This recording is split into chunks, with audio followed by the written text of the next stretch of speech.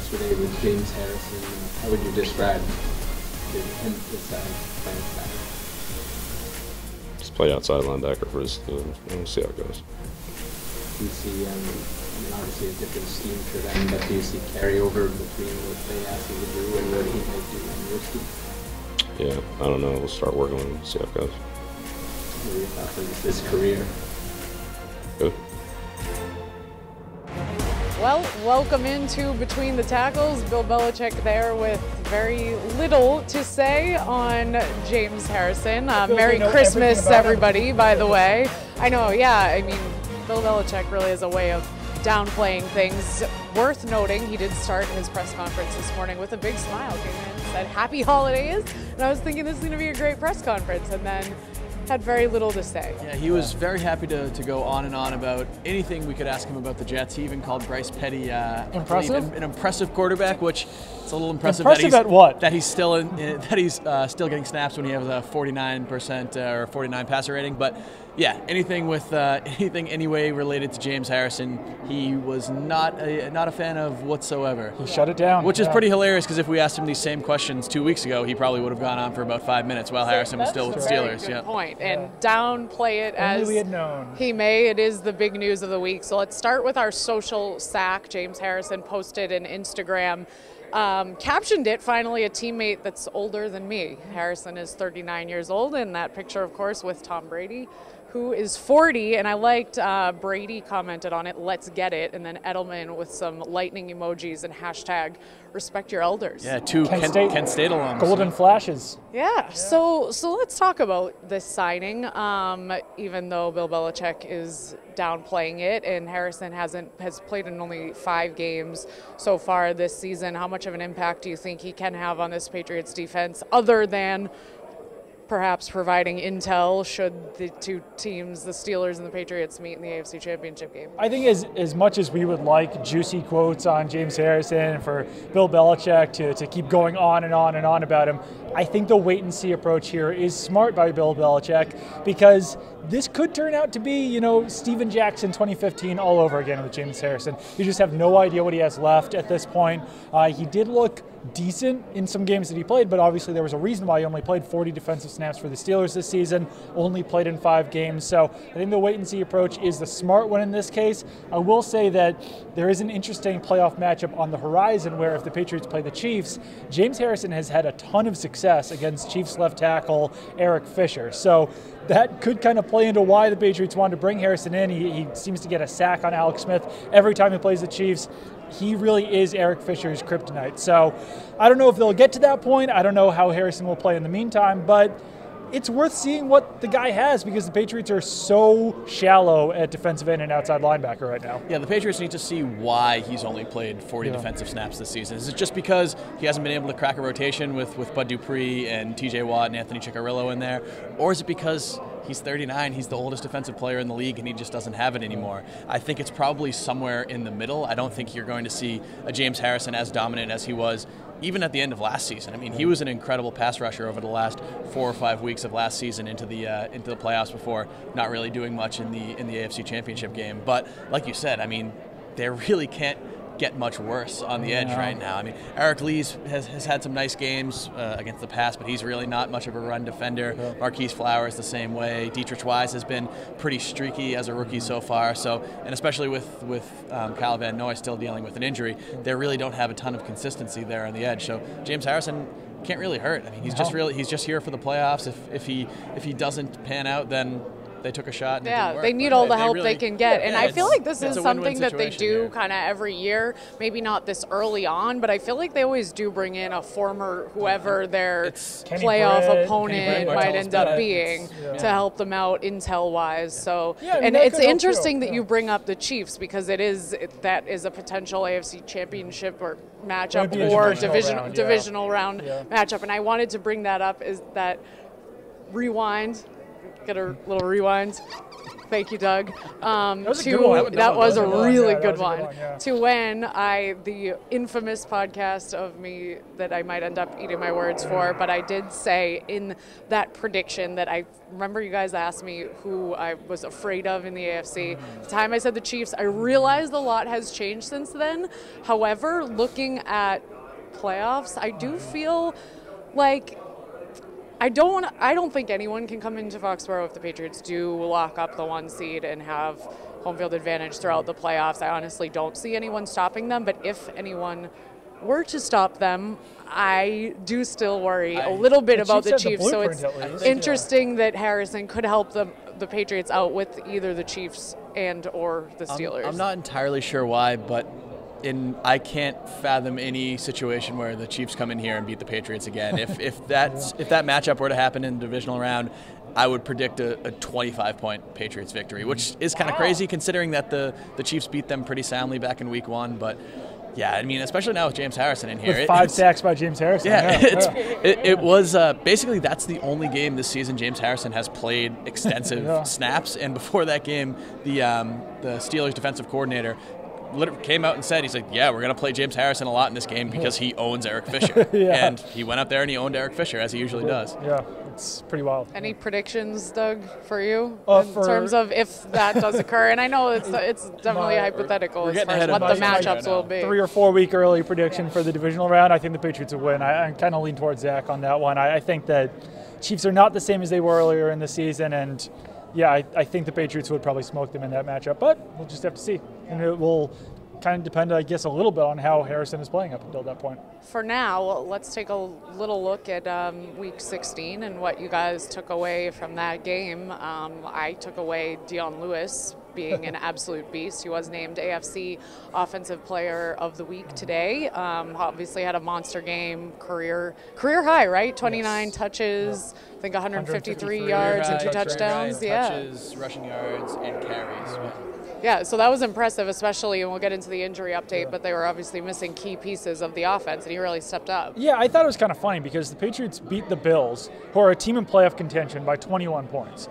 They put up 37 points. They had 411 yards of total offense, almost 200 rushing yards, and some of the more negative-leaning media members of New England were saying that, the Patriots, the state of the Patriots offense they're struggling, it's a concern. It's like, they were missing Chris Hogan, Rex Burkhead, and James White, and they put up 411 yards, 37 points, beat the Bills by 21 points. I think if anything, this tells you how dangerous the Patriots will be once they get some of those key offensive contributors back, because if they can put out that kind of performance without those guys, then I think that that's only more of a positive moving forward, because they will be getting those guys for the playoffs. Yeah, this wasn't a situation like the Buccaneers game earlier this season when the Patriots were without Rob Gronkowski and they kind of squeaked it by offensively, won 19-14 in kind of a sloppy defensive struggle. I mean, Patriots offense did struggle a little bit early in the game, definitely but the second half, they blew the Bills' doors off. I mean, they scored the final 24 points in that game. It was really a very Patriots-like victory. Where it was. The other team kind of hangs around until the early in the third quarter, and then Patriots just shut the door down the stretch. It is funny. I was having this conversation with just a few friends, and we were saying, people kept saying, but they kept it close in the beginning, but then, like you said, Patriots blew the Bills' doors off after that, so it's like, but they didn't keep it close for the entire second half. So why is everyone still saying that? It's kind of what's the opposite of a recency? What's like the bias, a recency bias? There's the biase that like there's a word for it, and I just can't think of it right now. I feel like that was all when just something happens first. Huh? Nothing. What? That's great. Oh, yeah. Friends, Michaela. I had a little discussion with. Yeah, by friends I probably mean our producer Marc, but whatever. Anyway, let's get to the injury update.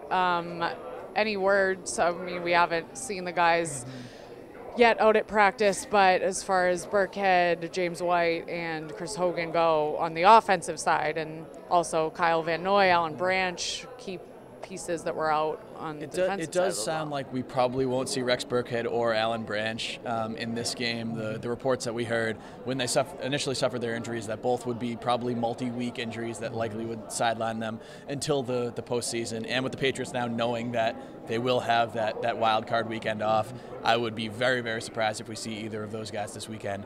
With everybody else, it's kind of up in the air. I mean, James White, I was surprised that he missed this game in the first place, because I think we both thought that his injury was kind of a minor ding rather than something that would actually keep him out of a game. But who knows in this game? The Patriots have the luxury of being able to be a little cautious with these guys. I don't think they'll sit everybody in this game, because I do think they should play for this number 1 seed and try their best to get the number 1 seed. But they don't need to rush back a guy like if Chris Hogan is still kind of dealing with that shoulder injury, if Kyle Van Noy isn't quite 100%, if James White is still a little banged up. They have the luxury to sit these guys out if they want to. But I will be interested to see if some of those borderline guys end up back in the lineup this week. I would definitely sit Hogan, Van Noy, Burkhead, and Branch for this game, just because the Patriots just proved that they could beat a better team without those guys. White, I'm not so sure about. If that ankle's feeling good, then I'd probably activate him, if only because you don't want Dion Lewis to get hurt in a Week 17 game where the Patriots are going to win anyway. Yeah, so I think that this is a game that you want to see a lot of Mike Gillislee, maybe a decent amount of Brandon Bolden, and if James White's healthy enough to play, have him take those third down reps, because throughout his career, Bill Belichick actually said that Dion Lewis is a durable player. We were having a long discussion about that in the media workroom, because Dion Lewis has not been a durable player, and James White has been. So I think that there's less injury risk to have James White out there than there is for Dion Lewis, who has, throughout the course of his 6 or 7 year career, missed more than half of his games with injuries. So he's been durable this season. Throughout his career, he has not been. I don't think you want to risk that in a game the Patriots can win anyway. Yeah, that is a really good point, because even given what the production Dion Lewis has been able to give the Patriots, and in big moments, in big games, the best ability is availability. So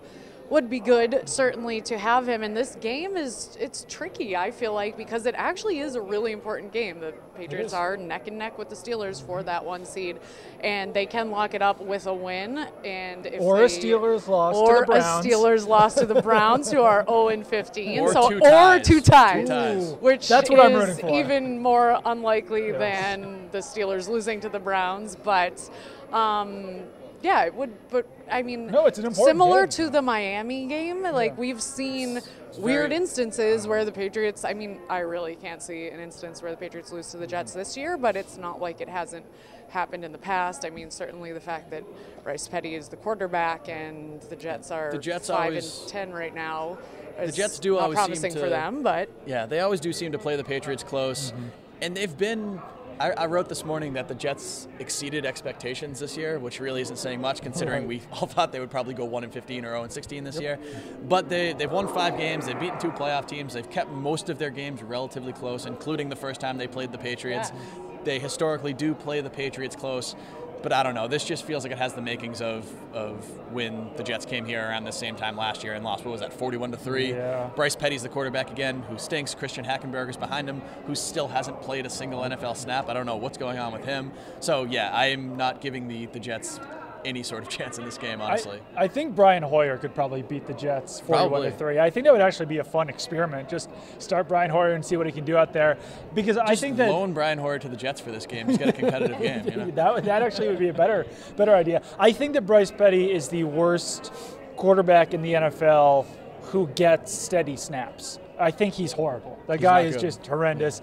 If Josh McCown was still healthy, then I think that this could be maybe a game that the Jets could spoil or anything. But I mean, Bryce Petty is McCown had a decent game in that first meeting. He had a pretty good season overall. Yeah, he's had a good career. 94 passer rating, I believe. Yeah, he was pretty solid, and he was good in that game against the Patriots. I know he did have an interception or two, but yeah, with Bryce Petty, not so much. The Hackenberg thing is funny because the guy legitimately has never played. I mean, hasn't played a single snap. He was a second-round pick last year. He was a second-round pick last year. It's his second season. So if you don't give him snaps in this game, then what? You're just going to try this all over again next year and then, still not have any tape on the guy other than preseason? It just doesn't really seem to add up. put him in this game, see what he can do in this week, and then move forward with it, because you're probably going to need to draft a quarterback anyway next season, so you might as well see what Hackenberg can do against a decent team in Week 17. It's not like the Jets have something to play for right now anyway, so why not? Frighteningly bad. Like, they have to be afraid that he's going to But then hurt why is he himself on the or something. team? Yeah, I don't know why he's Bryce Petty is not going to be your quarterback of the future or even your desired backup of the future. There's no benefit to playing Bryce Petty in this game, but they're still just keeping Christian Hackenberg on the bench. I don't understand it. No, I don't get it. And I agree it would be interesting to have a little experiment and start Brian Hoyer, but if the Patriots do get out to an early lead, which would be an ideal situation, I mean, how big of a lead, I guess, do you think they would need to have to sit Tom Brady, Gronk, because this is, while it's a really important game, would obviously be not great to have one of those guys get hurt. I think it would have to be, it's going to be a situation where, like, 3 scores midway through the fourth quarter. I really don't think they're going to sit these guys knowing that they have to win this game, because you don't want to put Hoyer in there, have the Jets start building a lead, and then having to put Tom Brady back in there. So I think they're going to be in for the long haul in this game. Yeah, the Rob Gronkowski contract situation is also worth monitoring, because he needs, 11 catches or 116 yards in this game to trigger the top level of his contract, or a first-team All-Pro nod, which we won't know for another couple weeks. So I'm sure Rob Gronkowski's going to want to come out and put up some big numbers in this game. But, it's going to be interesting if, say, the Patriots are leading 35-3 midway through the third quarter. Are you going to keep throwing to Rob Gronkowski, let him get hit in the knees across the middle just so he can get those extra 100 yards? I don't know. It's going to be a dicey situation. And speaking of Gronk, which I should have mentioned this when we were talking about this past week, but man, those plyometrics that Alex Guerrero is doing with the guys really paying off. That one-handed grab, that was a serious bright spot in Tom Brady's rough start. That was a really good catch. While we're on that, because that was an incredible catch, kind of an errant throw by Tom Brady. Brady, not that great in the first half, really pulled it together in the second half, but Kelvin Benjamin catch. I feel like we should at least touch on this a little bit, because I was going to ask if I'm glad this will be our final thoughts part, because we have to release Zach to get out to practice soon. But I was gonna say, do you guys want to go there or not go there? Didn't know if touch on it. Yeah, let's do it. I think it's laughable for anyone to have a strong opinion on whether or not it was a catch. I don't think you can really even tell from the replay, because the angle that they have is from above. You cannot tell if the foot is on the ground or not. The explanation by Al Riveron didn't make much sense. It didn't make a whole lot of sense. I'm probably on board with him. I think that foot probably is up by the time that Kelvin Benjamin gets control of the football. But do I know that with certainty? Is it clear and obvious like it's supposed to be to reverse the call? No. It's funny because you get fans on both sides, on the Bills side and on the Patriots side, saying like, you need an eye test to like whether you say if it's a catch or not a catch. No one knows. There's no clear and obvious replay of this, and anyone who thinks that it's definitely a catch or definitely not a catch must be seeing an angle that I'm not. But in that case, the ruling on the field that's what I was going to say. Yes. Because of all the things you said, it should not have been reversed on the field. I can see why Bills fans are angry about this, because I've watched the replay 100 times and I can't conclusively say that, oh, this is the moment where he had possession and then didn't, or this is where the moment where he didn't have possession. Yeah. You can't tell. It's not conclusive, and you're supposed to need conclusive evidence to overturn a play, which was why we were so stunned in the press box when they did overturn it, because all of us were watching up on the monitors. We're like, okay, yeah, it's obviously reviewable, but you know, they're gonna keep this touchdown. The Bills are gonna lead 17-13 going into the halftime. And then surprised pretty much everybody by reversing it. I can see why Buffalo fans are pissed off about this, and I think they have a reason to be. The weird thing to me is when people are comparing it to the previous week's Steelers overturned touchdown, because that was so clear and obvious that it's a completely different argument. That's whether or not you like the rule or don't like the rule, but it was blatant that according to the rule was not a touchdown. He didn't survive the ground. Because on this one, like, even as Benjamin is hauling in the ball, like, there's no clear point of like, okay, that's where he has control. It's kind of like a rolling, like, does he have control there? Does he have control here? And it really depends on like that. Ball trapped between like the chest and the forearm kind of deal.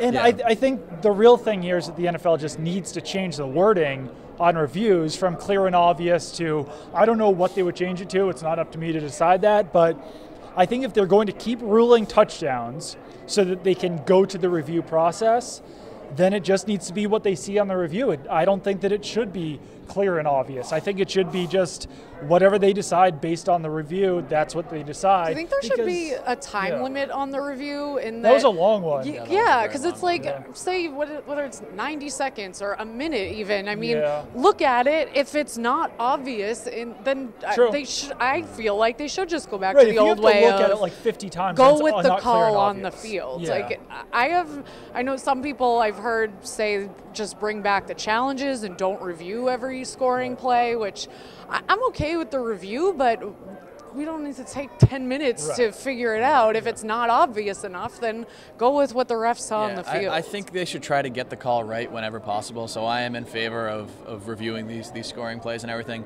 But like you said, they do need to just hone the criteria because they're really not following what the criteria says right now. Yeah, because just the mere idea of it taking as long as it did, it was like a 5-minute review or something like that. It's not clear and obvious if it takes you 5 minutes to decide what it is, and it's weird because clear and obvious is not a measurable metric, but it kind of reminds me of the justice system, beyond a reasonable doubt.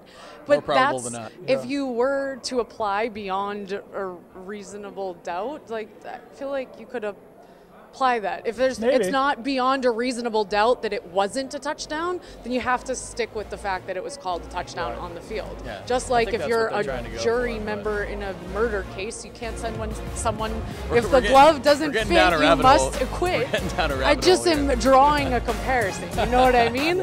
It's clear and obvious, beyond a reasonable doubt. Gotta stick with the call on the field. All right, touchdown. we gotta get out of here. Oh, Zach's gotta go. All right. Happy New Year. Yes, Happy New Year. See everyone next year. Thanks for watching, and talk to you later.